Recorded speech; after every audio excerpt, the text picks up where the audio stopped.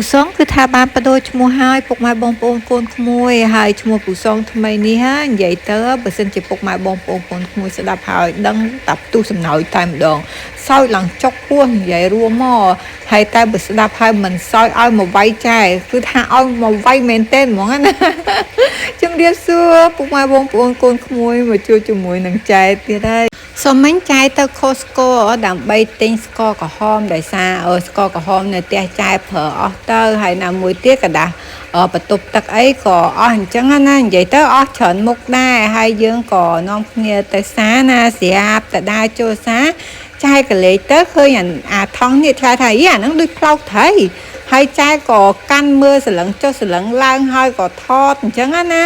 ហើយចែអត់ដែរធ្លាប់ឃើញអាផ្លោកត្រីក្រៀមទេធ្លាប់តែឃើញអាស្រស់អីអញ្ចឹងទៅតែពេលកន្លែងតថតពុសងគាត់ដើរចេញឡើងឆ្ងាយហើយស្រាប់តែហើយចែមើលតម្លៃម៉ែថ្លៃម៉េះហើយពុសងអូសោកាច់កកាច់ស្រងអាដើមវីដេអូដែលពុកម៉ែបងប្អូនកូនក្មួយយើងឃើញពុសងសោចហ្នឹងណាហើយតែគាត់អត់ធាននៅក្បែរចែហ្នឹងដោយសារពុសងគាត់ដឹងថាចែអត់លប៊ីលវើដែលរបៀបថាអត់ខ្វល់រឿងតម្លៃលុយរបស់នឹងប្រមាណទេឲ្យតែចែចង់បានចែស្រឡាញ់ឬមួយចែចង់របៀបថាចង់ញ៉ាំចង់អីចឹងណា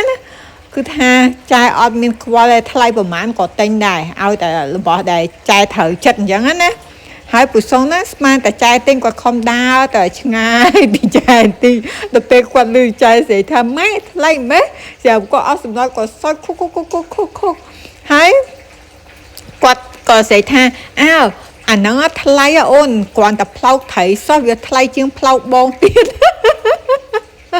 ផ្លោកបងដូចអត់មានតម្លៃដូចផ្លោកត្រីគាត់និយាយយើណាហើយខ្ញុំអស់សំណោចអើយអស់សំណោចខ្ញុំសោចពុសងចេះរហូតនឹកឃើញនៅមិននៅយកផ្លោកខ្លួនឯងទៅប្រៀបប្រដូចនឹងផ្លោកត្រីហើយខ្ញុំក៏ថាអូអញ្ចឹងពួកឯងហ្នឹងផ្លោកថោកមែនអញ្ចឹងខ្ញុំដូរឈ្មោះឲ្យពុសងឯងឥឡូវដូរឲ្យឈប់ហៅពុសងហៅពូផ្លោកថោកទេយកផ្លោកខ្លួនឯងទៅប្រៀបប្រដូចនឹងផ្លោកត្រីអញ្ចឹងហើយចាប់ពីថ្ងៃហ្នឹងតទៅពុសងមានឈ្មោះថ្មីមួយទៀតហើយគឺថាពូផ្លោកថោកហើយ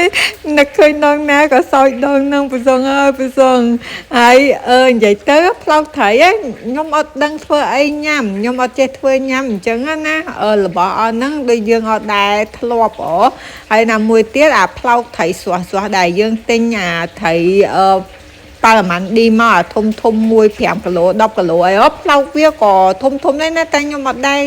នេះទេខ្ញុំក៏វិញចោលរត់តែដងហ្នឹងនិយាយទៅខ្ញុំអត់ចូលចិត្តញ៉ាំអាហ្នឹងខ្ញុំចូលចិត្តញ៉ាំតាពងត្រីកាពះត្រីហើយនឹងពវៀនត្រីអាពោះត្រីអីខ្ញុំចូលចិត្តញ៉ាំអាខាងហ្នឹងវិញអញ្ចឹងណាហើយវីដេអូចែក៏ដល់នាទីបញ្ចប់ដែរក៏សូមអរគុណពុកម៉ែបងប្អូនកូនក្មួយធំចាំជួបគ្នាទៀតនៅវីដេអូវគ្គក្រោយអរគុណច្រើនជម្រាបលា